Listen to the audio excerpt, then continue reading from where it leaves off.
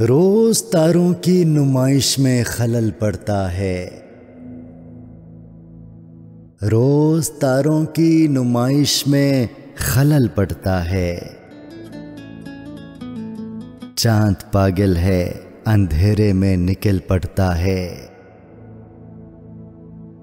एक दीवाना मुसाफिर है मेरी आंखों में, वक्त बेवक्त ठहर जाता है, चल पड़ता है।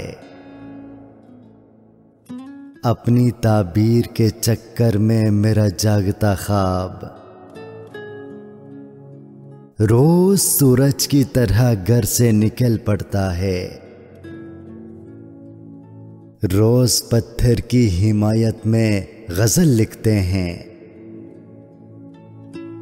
रोज शीशों से कोई काम निकल पड़ता है।